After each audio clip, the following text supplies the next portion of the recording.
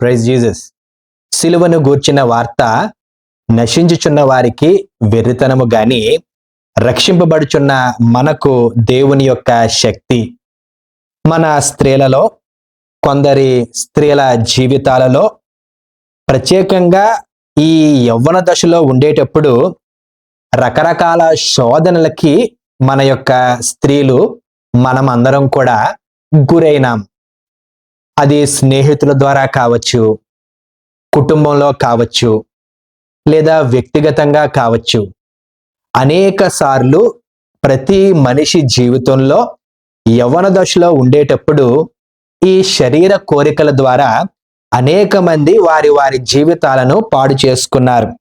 యవ్వన దశలో ఉన్నప్పుడు ఆ మోహం, ఆ దాహం, ఆ కామం, ఆ పర్యావసనాలను గుర్తించుకోకుండా, పరిశీలించకుండా ఆ యొక్క క్రియకి భవిష్యత్తులో ఎటువంటి విత్తనాలు వేసినప్పుడు ఎటువంటి ఆ యొక్క ఫలాలు కోస్తామో ఆ యవ్వన దశ ఆలోచించనివ్వదు. బైబిల్ గ్రంథంలో అనేక సందర్భాల్లో ఆ యొక్క వాక్యాన్ని మనం చదువుతాము కదా. అగ్ని ఇంక చాలు అని అనదు, నీరు ఇంక చాలు అని అనదు. అలాగే ఆ యొక్క పాతాళము కూడా ఇంక చాలు అని అనదు. ఆ కోవకి చెందిందే ఈ యొక్క మోహం, ఈ దాహం, ఈ యొక్క కామం. ఇంక చాలు అని అనదు, ఇంకా ఇంకా ఇంకా ఇంకా అని అంటూనే ఉంటుంది. ఒక్కొక్కసారి ఈ యొక్క యవ్వన దశలో పాపాలు చేసినప్పటికీ, వాయి వరస లేకుండా మనము తిరిగినప్పటికీ, ఎంత ఘోర పాపము చేసినప్పటికీ దేవాది దేవుడు ఏదో విధంగా ఒక పాపిని రక్షించడానికి ప్రయత్నాలు చేస్తూనే ఉంటాడు. తనను అంగీకరించి పాపాల్ని విడిచిపెడతారని ప్రభువారు ఎప్పుడు కూడా చెయ్యి చాచుకొని ఎదురు చూస్తూనే ఉంటారు. ఒక్కొక్కసారి అనేక మంది ఘోరమైన పాపాలు చేసినప్పటికీ ప్రభువు ఆహ్వానం తెలియచేసిన వెంటనే పాపాల్ని వదిలి ఆ యొక్క క్రీస్తు దగ్గరికి రావడమో, సిలువ దగ్గరికి రావడమో జరిగింది. అనేక సందర్భాల్లో ప్రభువు మాట్లాడినప్పటికీ వారి వారి జీవితాలను మార్చుకోకుండా నాశనమైన కుటుంబాలు, వ్యక్తులు కూడా మనకు తెలుసు. ఒక్కొక్కసారి ప్రియులారా, ఈ యొక్క అవకాశము వచ్చినప్పుడు సద్వినియోగపరుచుకోకపోతే అది నరకానికి దారితీస్తుంది. ఆ అవకాశాన్ని మనము సద్వినియోగం చేసుకోకపోతే నిత్య నరకానికి దారితీస్తుంది. యేసుక్రీస్తు ప్రభువారు ఆయన మాటల్లో అనేక సార్లు చెప్పారు, హెల్ is real, heaven is real. ఆయన మాటల్లో వింటే అగ్ని ఆరదు, పురుగు చావదు, అక్కడ ఏడ్పు, పండ్లు కొరుకుట ఉండును అని అనేక సార్లు మనము చదువుకున్నాం. ఈ సాయంకాల సమయంలో బైబిల్ గ్రంథంలో నుండి ఒక స్త్రీని మీ ముందు ఉంచుతాను. నేను లాస్ట్ వీక్ లో చెప్పాను, డి ఆల్ఫాబెట్ డిలో మన Bible study, women's Bible study కార్యక్రమంలో డి ఆల్ఫాబెట్ మీద స్త్రీలను అందరినీ మనం కవర్ చేసాము. ఇంకా ఎవరైనా ఉంటే దయచేసి నాకు చెప్పండి, చెప్పిన వారికి తగిన బహుమతిని అందిస్తానని కూడా చెప్పాను. మరి చూడలేదేమో, లేదా చూసినా పట్టించుకోలేదేమో. ఇంకా డి మీద ద్రుసిల్లా అనే ఒక స్త్రీ మిగిలిపోయింది. ఈ యొక్క పౌలు భక్తుడు ఆ చెరసాల్లో ఉన్నప్పుడు ఈ యొక్క ఫెలిక్స్ తో కలిసి కూర్చొని ఉన్న స్త్రీ ఈ ద్రుసిల్లా. మరి ఆ స్త్రీ గురించి మనలో ఎవరికీ తెలియకపోవచ్చు, తెలిసినా మీరు నాకు కన్వే చేయలేదేమో. నిజంగానే చెప్తున్నాను, తెలియచేసిన వారికి చాలా మంచి బహుమానాన్ని పంపించుదామని అనుకున్నాను, కానీ అవకాశాన్ని సద్వినియోగపరుచుకోలేదు. ఈ యొక్క సాయంకాల సమయంలో ఈ యొక్క ద్రుసిల్లా అనే ఆ స్త్రీ గురించి ఈ యొక్క ఉమెన్స్ బైబిల్ స్టడీ కార్యక్రమంలో మనము ధ్యానము చేయుదము. ఈ యొక్క ద్రుసిల్లా గురించి ఆలోచిస్తే, ఈ ద్రుసిల్లా మంచి సాక్ష్యాన్ని విడిచి వెళ్ళిపోలేదు. ఎంగేజ్మెంట్ ఒక వ్యక్తితో జరిగింది, మొదటి వివాహము ఇంకొక వ్యక్తితో జరిగింది. అలాగే ఈ యొక్క కామం చాలక, ఈ యొక్క హంగు ఆర్భాటం చాలక, ఈ శరీర కోరికలు తీరలేక ఇంకొక వ్యక్తిని వివాహము చేసుకుని మనకందరికీ కూడా చాలా చెడ్డ అనుభవాన్ని తన జీవితం ద్వారా చూపించి వెళ్ళిపోయింది. ప్రభువు ఒకసారి అవకాశం ఇచ్చాడు, ఆ అవకాశాన్ని సద్వినియోగపరుచుకోకుండా నిత్య నరకాగ్నికి పాత్రురాలయ్యింది ఈ యొక్క ద్రుసిల్లా. కార్యక్రమంలోనికి మనం ముందుకు వెళ్ళక ముందు స్తోత్రం పరిశుద్ధుడా, వందనాలు, స్థుతులు, స్తోత్రములు చెల్లిస్తున్నానయ్యా. గొప్ప దేవుడవు, సత్య దేవుడవు నా తండ్రి, నిత్యుడగు తండ్రి నా తండ్రి, సమాధానకర్తవు నా తండ్రి, మహిమోన్నతుడు నా తండ్రి, గొప్ప దేవానికి వందనాలు, స్థుతులు, స్తోత్రం చెల్లిస్తున్నానయ్యా. తండ్రి, స్త్రీలకు ఎంతగానో ఆధిక్యతగా ఇచ్చిన దేవుడు నా తండ్రి. బైబిల్లో ఎంతో మంది మరి స్త్రీలను నా తండ్రి ఎంచుకున్నారు నా తండ్రి. గొప్ప దేవ, నీకు వందనాలు, స్థుతులు, స్తోత్రములు చెల్లిస్తున్నానయ్యా. జీవం గల దేవుడు, జీవాధిపతి యేసయ్యా, నీకు వందనాలు నా తండ్రి. ప్రభా, మేము విన్న వాక్యమును నా తండ్రి ప్రభా, ప్రతి ఒక్క స్త్రీ కూడా నా తండ్రి తెలుసుకొని నా తండ్రి ప్రభా, మరి స్త్రీలమైన మేము నా తండ్రి మమ్మల్ని లేవనెత్తి నా తండ్రి నీ వాక్యం చేత మరి బలపరిచి నా తండ్రి విన్నవారిని అందరినీ నా తండ్రి ప్రభా, ఒక్కొక్క స్త్రీకి కూడా నా తండ్రి ఇచ్చిన అవకాశాన్ని నా తండ్రి సద్వినియోగపరచుకున్నటకు నా తండ్రి ప్రభా, వినగల చెవులను గ్రహించే మనసును మాకందరికి దయచేయమని నీకే మహిమ, ఘనత, ప్రభావం చెల్లిస్తూ యేసు అతి పరిశుద్ధ నామంన అడిగి వేడుకుంటున్నాను తండ్రి. ఆమేన్. ఆమేన్. మరి మన అందరి తరపున సిస్టర్ సులోచన గారికి శుభాలు తెలియచేస్తున్నాను. దేవుడు మిమ్మల్ని బహుగా దీవించి ఆశీర్వదించిన గాక. మనము ప్రతి ఆదివారము ఒక్కొక్క స్త్రీని బైబిల్ గ్రంథంలో నుండి తీసుకొని ఆ స్త్రీ నుండి ఏమి నేర్చుకోవచ్చు, ఏమి నేర్చుకోకూడదో మనము ధ్యానము చేస్తున్నాం. బైబిల్ స్టడీ కదండి, స్టెప్ బై స్టెప్ ముందుకు వెళ్దాము. పడుకొని గాని దారబడి గాని దయచేసి చూడవద్దు. విశ్వాసంతో, భయభక్తులతో, శ్రద్ధతో దేవుని వాక్యాన్ని వినాలని, దేవుని దీవెనలు పొందుకోవాలని హృదయపూర్వకంగా కోరుతున్నాను. ఈ ద్రుసిల్లా ఆ యొక్క తెలుగు పేరు, ఇంగ్లీష్ లో కూడా అదే ప్రొనౌన్సియేషన్ ఉన్నదండి. ఇది ఒక గ్రీకు పదం అండి. వాస్తవంగా ఈ ద్రుసిల్లా ఒక యూదురాలు గాని మరి తనకు ఎందుకో గాని గ్రీకు పదం వచ్చింది. అయితే మనకి ఆ లోతుగా వివరాలు తెలియదు. మనం ముందుకి వెళ్ళగలిగినట్లయితే ఈ యొక్క ద్రుసిల్లాకి కొందరు సిబ్లింగ్స్ కూడా ఉన్నారు.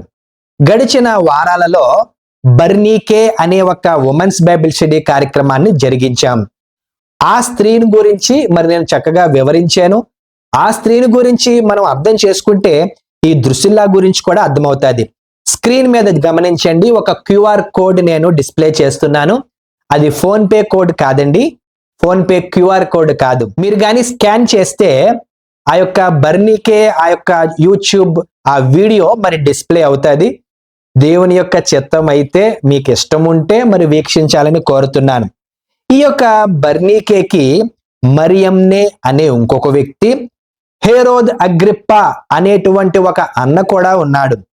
ఈ యొక్క నలుగురు మరి ఆ యొక్క ఒక తల్లికి తండ్రికి పుట్టిన వాళ్ళు. పేరెంట్స్ ఎవరంటే హేరోద్ అగ్రిప్పా 1, 2 అనేటువంటి వాడు కొడుకు. అలాగే మరి భార్య ఎవరంటే, అంటే దీనికి తల్లి ఎవరంటే ఈ స్త్రీకి సైప్రస్ అనే పదము చూస్తాం. మనం ముందుకు వెళ్ళగలిగినట్లయితే ద్రుసిల్లా అనేది ఒక స్త్రీలకు పెట్టబడేటువంటి పేరు. ద్రుసిల్లాకి మీనింగ్ ఏంటంటే డ్యూ, మంచు, వాటర్డ్ బై డ్యూ, అంటే ఆ యొక్క మంచు ద్వారా తడపబడినది అని ఈ యొక్క స్త్రీకి మీనింగ్. ఇంకా కొన్ని డిక్షనరీస్ లో స్ట్రాంగ్ అని, కరేజియస్ అని, వేలియంట్ అని, అంటే పరాక్రమశాల గలది, పరాక్రమం కలిగినది అనే యొక్క పదాలు కూడా మనం చూడవచ్చు. ఈమె స్వయంగా ఎవరంటే యేసు క్రీస్తు ప్రభువారు పుట్టినప్పుడు ఉన్న హేరోదు మహారాజు యొక్క గ్రేట్ గ్రేట్ గ్రాండ్ డాటర్. అంత పెద్ద చరిత్ర ఉంది ఈ యొక్క స్త్రీకి. మరి ఈ యొక్క స్త్రీ ద్వారా మనం ఏమి నేర్చుకోవచ్చు? బైబిల్ గ్రంథంలో అపోస్తుల కార్యములు 24వ అధ్యాయము 24వ వచనంలో మాత్రమే ఈ యొక్క స్త్రీ గురించి మరి వివరించబడడం జరిగింది. కొన్ని దినములైన తర్వాత ఫేలిక్సు యూదురాలైన ద్రుసిల్లా అను తన భార్యతో కూడా వచ్చి పౌలును పిలిపించి క్రీస్తు యేసునందుల విశ్వాసమును గూర్చి అతడు బోధింపగా వినెను. రోమా సామ్రాజ్యంలో పనిచేస్తున్నాడు. ఈ యొక్క ఫెలిక్స్ ఒక రోమీయుడు. మరి ఈ స్త్రీ యూదురాలు కదా, తన యొక్క ఐడెంటిటీని మార్చేసుకొని ఉండవచ్చు. మనము గమనించగలిగినట్లయితే యూదురాలు అని ఎందుకు మెన్షన్ చేయాలి పరిశుద్ధ లేఖనాలు?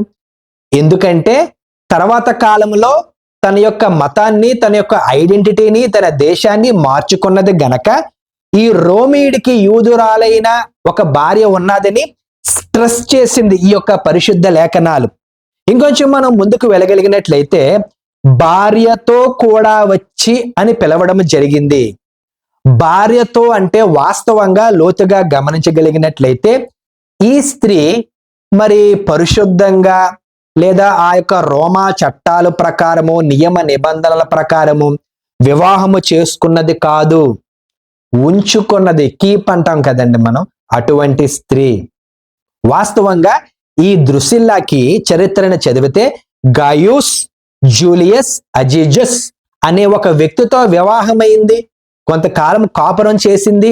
అయితే ఈ యొక్క ఫెలిక్స్ కన్ను ఈ స్త్రీ మీద పడింది. పడితే ఎలాగో ఒకలాగా ఎమిసరీ అంటే ఒక వ్యక్తిని పంపించి ఒప్పింప చేసి మొదటి భర్తను విడిపోయేలాగా చేసి తన వశం చేసుకున్నాడు ఈ యొక్క ఫెలిక్స్. అంటే మరి చేసుకున్నాడు, ట్రై చేశాడు. ఈ స్త్రీ బుద్ధి ఏమైంది? మానేయాలి కదా, దూరం పెట్టాలి కదా. ఓహో, నా భర్త కన్నా గవర్నర్ పోస్ట్ ఉన్న ఒక సొంతోడు వేరే ఓడు కీప్ గా ఉంటాను అని ఆ ఉద్దేశంతో ముందు భర్తని డంప్ చేసి ఈ యొక్క ఫెలిక్స్ దగ్గర మరి చేర్చబడింది ఈ స్త్రీ. అక్కడే తన యొక్క జీవితాన్ని మనం అర్థం చేసుకోవచ్చు. బలవంతంగా ఫెలిక్స్ ఈ స్త్రీకి విడాకులు ఇప్పించాడు. అయ్యో, నేను వివాహము చేసుకున్నాను, నేను రాను, ఒకే వ్యక్తితో ఉంటానని చెప్పాలి కదా. ఆ రోజుల్లో అలా లేదేమో, చెప్పలేదు. ఈ వ్యక్తి ఫెలిక్స్ కూడా తన యొక్క దృశ్యల్లా అందానికి సొగసుకి ఉండలేక పెళ్లి చేసుకున్నాడండి. ఇది జనరల్ ఇంట్రడక్షన్ అండి. అంటే కొంత మనకి చరిత్ర అర్థమైతే ఈ స్త్రీ గురించి మనం ఏమి నేర్చుకోవచ్చు, ఏమి నేర్చుకోకూడదో మనకు అర్థమవుతుంది. అపోస్తుల కార్యములు 24వ అధ్యాయం 24వ వచనంలో పౌలు భక్తుడు చెరసాలలో ఉన్నాడండి. ఇంకా ఆ యొక్క లైఫ్ లో ఆఖరి ఘట్టాలకి వచ్చేసాడు. ఫెలిక్స్ తన యొక్క కీప్తో, భార్య కాదు కీప్తో, ద్రుసిల్లాతో పౌలు భక్తుడు మాట్లాడుతుంటే వినడానికి వచ్చింది. వాస్తవంగా ఆ యొక్క రోమా చట్టాల ప్రకారము భార్య ఇటువంటి యొక్క న్యాయము తీర్చేటువంటి సమయాలలో భార్య ఉండకూడదు. కానీ అదేంటో గాని భార్యతో కూడా వచ్చాడంటే మరి ప్రేమించాడు కదా, వదలలేకపోతున్నాడు. కాబట్టి ఎక్కడికి వెళ్తే అలాగ తీసుకెళ్ళిపోతున్నాడు. ఈ ట్రయల్ విషయంలో కూడా పౌలు భక్తుడు మాట్లాడుతుంటే వినడానికి కూడా ఒక్కడు రాలేదు, భార్యతో వచ్చాడు. అయితే పౌలు భక్తుడు ఏం మాట్లాడాడంటే నీతి, ఆశా నిగ్రహము, అలాగే రాబోవు విమర్శ, అంటే జస్టిస్ గురించి, సెల్ఫ్ కంట్రోల్ గురించి, జడ్జిమెంట్ గురించి మాట్లాడాడు. క్రీస్తుని ప్రకటించాలి కదా, క్రీస్తు యొక్క పుట్టుక, పరిచర్య, మరణము, పునరుద్ధానము, రాబోయే దాని గురించి కదా మాట్లాడాలి. కానీ పౌలు భక్తుడు క్రీస్తు గురించి మాట్లాడకుండా వచ్చిన అవకాశాన్ని ఏమి చెప్పాడంటే జస్టిస్ గురించి మాట్లాడాడంటే, జస్టిస్ గురించి మాట్లాడాడంటే నీకు జస్టిస్, నీతి లేదని అర్థం.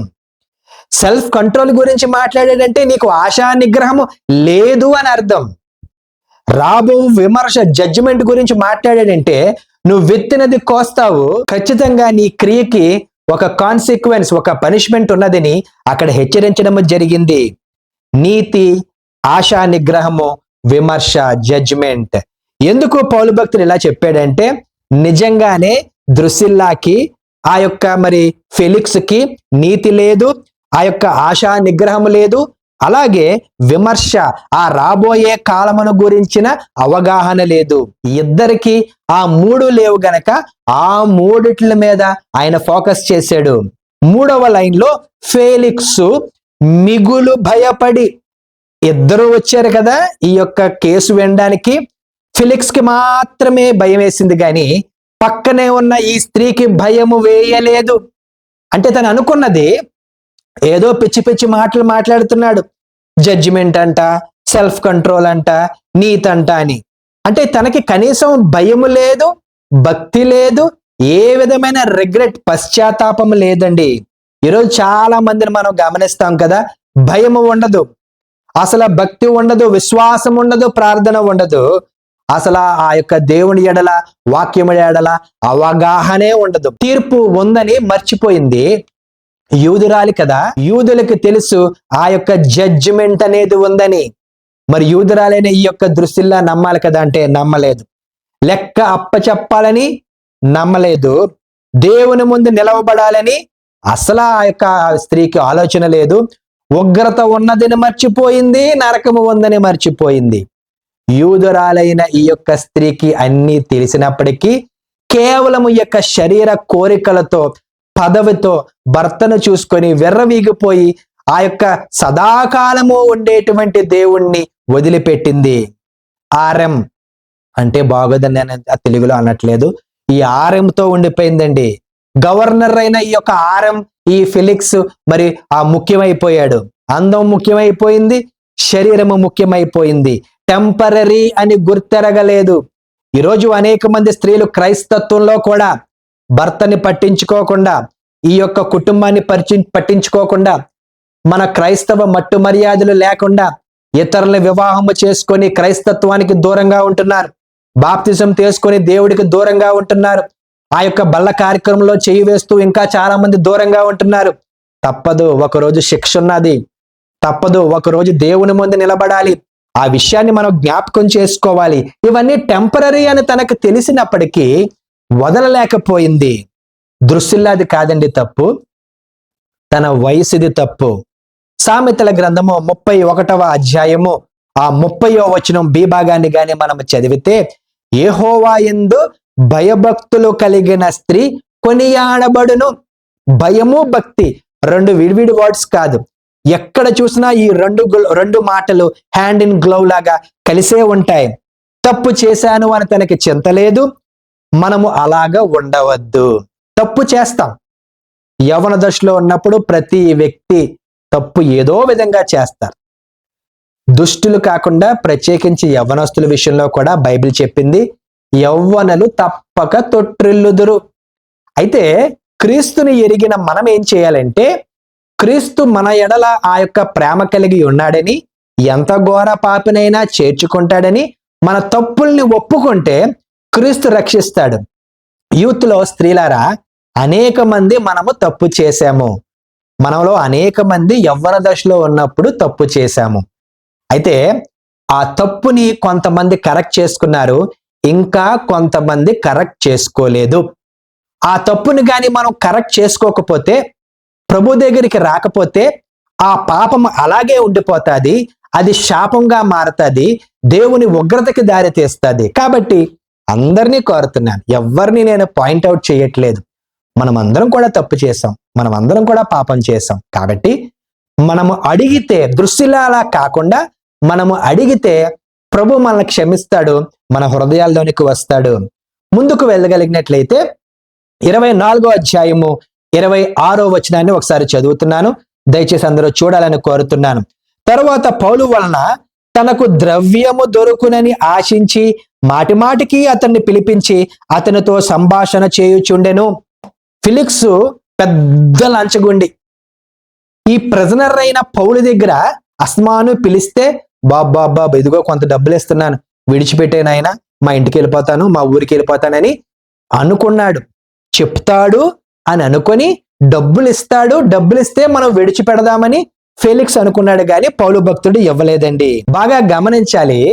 ఇప్పుడు ఇద్దరు కలిసి కదా వచ్చారు, ఇద్దరికి కలిసి కదా ప్రసంగం చేశాడు. మరి ఒక్కడే ఎక్స్పెక్ట్ చేశాడా అని మనం ఆలోచన చేస్తే నో. ఫెలిక్సు డబ్బులు, ఆ యొక్క లంచాన్ని ఎక్స్పెక్ట్ చేశాడు. దృశ్యుల్లా కూడా మరి ఏం చేసిందంటే డబ్బులు ఎక్స్పెక్ట్ చేసింది. అంటే తనకి శరీర క్రియలు ఉన్నాయి, అలాగే డబ్బు పిచ్చి ఉన్నది ఈ స్త్రీకి. డబ్బు దయ్యం పట్టింది ఈ స్త్రీకి.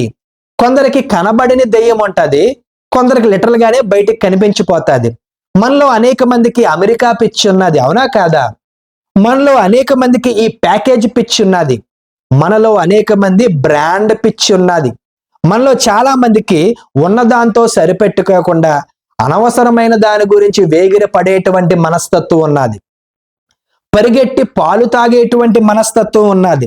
లంచం తీసుకుంటున్నాం మనం కొంతమంది స్త్రీలు, మరలా అది కరెక్టే అని అనుకుంటున్నాం. అమ్మా, మీరు చాలా మంది, అనేక మంది ఊర్లలో గమనిస్తూ ఉంటుంటాము, హాస్పిటల్ని దోచేస్తున్నారు, ఆఫీస్ని దోచేస్తున్నారు. బంగారం పిచ్చి ఉంది, నగల పిచ్చి ఉంది, శారీస్ పిచ్చి ఉంది, అన్ని రకాల పిచ్చులు ఉన్నాయి. అదేంటో గాని ఈ యొక్క కొన్ని డినామినేషన్స్ లో మేము అసలు ఈ యొక్క ఆర్నమెంట్సే ధరించవండి అని అంటారు, కానీ 10,000 రూపాయల చీర కడతారు. మరి అదేం భక్తో మరి నాకు అర్థం కాదు. ఈ డబ్బు పిచ్చి ఏం చేసిందంటే ఒక మంచి చేసిన వ్యక్తిని, ఆ అన్యాయం ఎరగనటువంటి వ్యక్తిని ఈ యొక్క చెరసాల్లో కూర్చోబెట్టింది.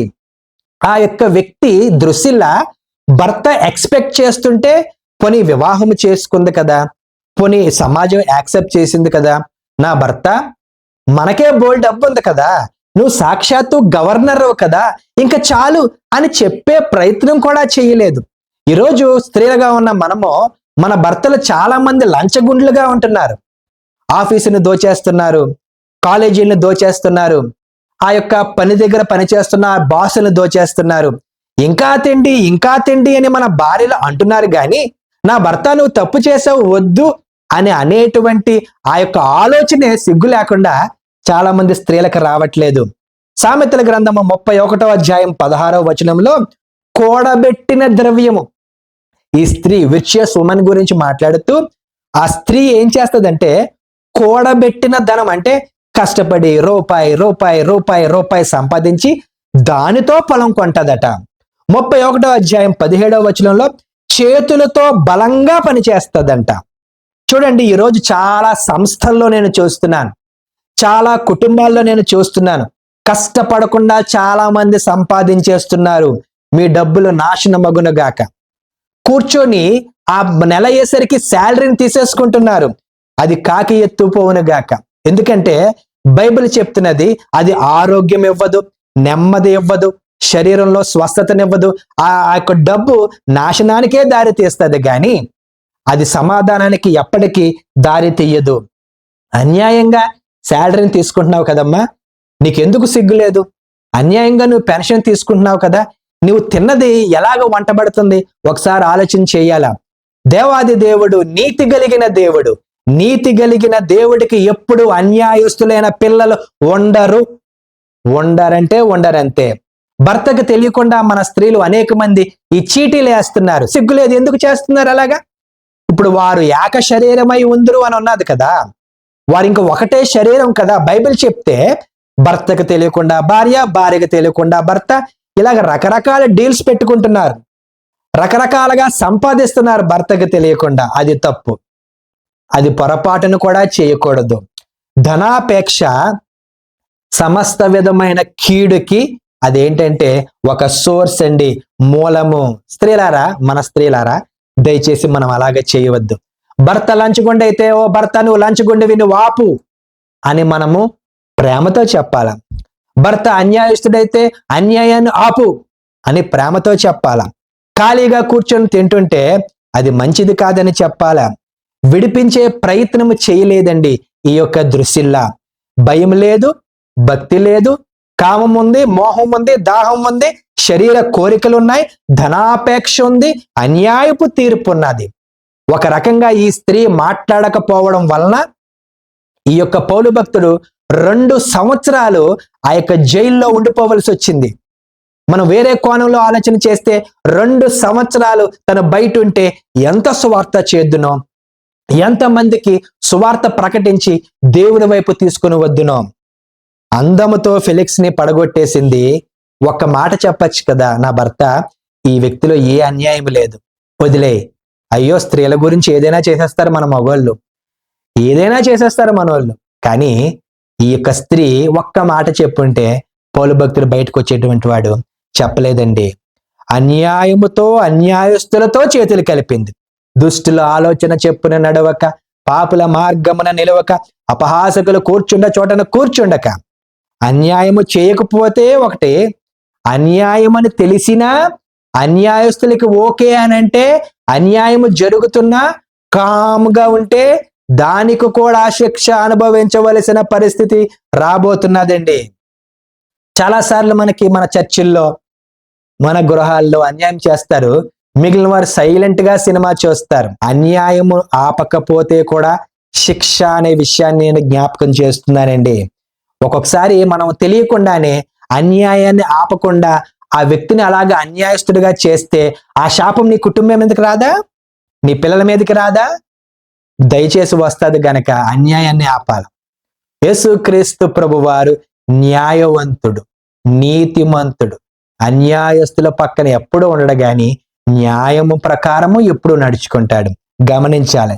మనము అలాగ ఉండకూడదు అనే సత్యాన్ని ఈ యొక్క సాయంకాల సమయంలో మీకు తెలియచేస్తున్నానండి. ఆఖరిగా అన్యాయాన్ని ఆపలేదు, అక్రమాన్ని ఆపలేదు, శరీర కోరికల్ని ఆపలేదు, డబ్బు పిచ్చి ఉన్నా చాలు అని అనలేదు.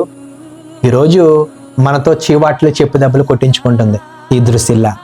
అమ్మా, మనము మంచి సాక్ష్యాన్ని ఈ సమాజంలో, సంఘంలో, కుటుంబంలో విడిచి వెళ్ళాలి. అన్యాయాన్ని ఆపాలి, అక్రమాన్ని ఆపాలి, మోసాన్ని ఆపాలి, దీనులను విడిపించాలి, దరిద్రులను విడిపించాలి. 31వ అధ్యాయము సామెతల గ్రంథము 20వ వచనాన్ని ఒకసారి గమనిస్తే, దీనులకు తన చెయ్యి చాపును, దరిద్రులకు తన చేతులు చాపును. ఈ స్త్రీ చాపలేదండి. కంక్లూజన్గా ఆఖరిగా ఒక మాట చెప్పి ముగిస్తాను. అన్ని విషయాల్లో దృశ్యలా తప్పిపోయింది. స్వయంగా పౌలు భక్తుడు, ఎంత గొప్ప అవకాశం అండి. స్వయంగా పౌలు భక్తుడు వచ్చి ఆ యొక్క నీతిని గురించి, ఆ యొక్క రాబో ఉగ్రతను గురించి, ఆశా నిగ్రహం గురించి మాట్లాడితే పదే పదే పదే పదే పదే పౌలు భక్తుడు మాట్లాడుతుంటే ఈ రాతి హృదయం కరగలేదండి. ఎందుకో తెలుసా? తన యొక్క శరీర క్రియలు. మనము సంఘములో, సమాజంలో ఇవి ఉన్నప్పటికీ మనం బయటకు పెట్టుకోం, పరిశుద్ధులుగా నటిస్తాం. మనలో అనేక మందికి ఉన్నాయి. మనం విడిచిపెడితే ప్రభువు నమ్మదగినవాడు. ఇప్పుడే కాదు, యవ్వన దశలో ఉన్నప్పుడు మన పాపాలని ఒప్పుకొని ప్రభు సన్నిధికి వస్తే ప్రభువు ఒప్పుకుంటాడు, క్షమిస్తాడు. మన పాపాలని తన రక్తం చేత కడిగేసి మన ఐడెంటిటీనే మార్చేస్తాడు. యూదురాలైన దృశ్యలా అని ఎంత చెడ్డ సాక్ష్యాన్ని యూదులకు తీసుకొచ్చిందే కదా. ఈరోజు ప్రతి స్త్రీకి చెప్తున్నాను, మీ పేరు ఏదో అయి ఉండొచ్చు, కానీ మిమ్మల్ని సంఘము, సమాజం ఎలా చూస్తుందో తెలుసా? పలానా తండ్రికి పుట్టిన కుమార్తె, పలానా తాతకి పుట్టిన ఈ యొక్క మనవరాలు, పలానా భర్తకి ఈ యొక్క భార్య, పలానా కుటుంబానికి, ఊరికి ఈమె కోడలని చూస్తుంది. గనక భయభక్తులు కలిగి మన పాపాలని ఒప్పుకొని ప్రభు దగ్గరికి వస్తే అంత ఘోర పాపమైన ప్రభు క్షమిస్తాడు. దృశ్యలాగా ఉండకుండా మనము అన్ని విషయాల్లో వాక్యానుసారము జీవించి ప్రభు నామానికి మహిమ చెల్లించుదాం. దేవుడి పరిశుద్ధ వాక్యమును దీవించును గాక. ప్రార్థన. పరిశుద్ధమైన తండ్రి, దృశ్యలా అన్ని విషయాల్లో తప్పిపోయింది ప్రభువా. మేము కూడా యవ్వన దశలో ఉన్నప్పుడు తప్పిపోయాం. మరి నీ దగ్గరికి వస్తున్నాం. తెలిసి తెలియక కొంతమంది ఇంకా ఆ పాపాలని నీ దగ్గర ఒప్పుకోలేదేమో, వారందరి పక్షాన మేము అడుగుతున్నాం ప్రభువా. దయచేసి వారి పాపాలను క్షమించి వారు కూడా నీ దగ్గరికి వచ్చి పశ్చాత్తాపడి వారి పాపాలను ఒప్పుకొని నీ శిలువ రక్తం ద్వారా నాయన మరి ఆ పాపాలను కడుక్కొని నీ యొక్క స్వరూపంలోనికి మా స్త్రీలందరినీ మార్చమని యేసునామంలో ప్రార్థిస్తున్నాం తండ్రి. ఆమేన్. తండ్రి ప్రేమ, కుమారుని కృప, పరిశుద్ధాత్మనికి దీవెన, కాబ్దుల సహవాసం ఇప్పుడు ఎల్లప్పుడు మనకు, మన కుటుంబాలకు, స్త్రీల ఫెలోషిప్కి అందరికీ ఇప్పుడు ఎల్లప్పుడు సదాకాలము తోడుగా ఉండను. షాలోమ్.